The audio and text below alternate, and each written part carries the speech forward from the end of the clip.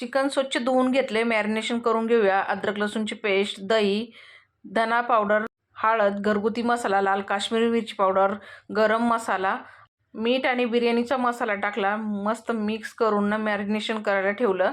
बासमती तांदूळ स्वच्छ धुवून ठेवलेला आहे. टोपामध्ये पाणी गरम करून त्याच्यामध्ये तेल, मीठ, खडे मसाले, लिंबू टाकून पाणी उकळून घेतलं आणि त्यामध्ये राईस टाकून 80% शिजून साईडला काढून घेतला. कढईमध्ये तेल गरम करून त्याच्यामध्ये तमालपत्र, कांद्याची प्युरी, अद्रक लसूणची पेस्ट, कोथिंबीर आणि पुदिन्याची पेस्ट, टमाटरची प्युरी परतून घेतली चांगली. तेल सेपरेट होईपर्यंत त्यामध्ये चिकन टाकलं मॅरिनेशन केलेलं. झाकण देऊन ना वाफेवरती चिकन शिजवून घेतलं. नंतर त्यामध्ये चवीनुसार मीठ आणि कोथिंबीर टाकली. चिकन रेडी झालं. जाडबुडाच्या टोपामध्ये ना लगेच दम देऊन घेतला बिर्याणीला. तर मंडळी एकदम टेस्टी आणि मोकळी सुटसुटीत आपली दम बिर्याणी तयार झालेली आहे. डिटेलमध्ये व्हिडिओ पाहिजे असेल तर कमेंट करून नक्की सांगा, कारण की खूप मोठा व्हिडिओ आहे. भेटूया पुढच्या व्हिडिओमध्ये. धन्यवाद.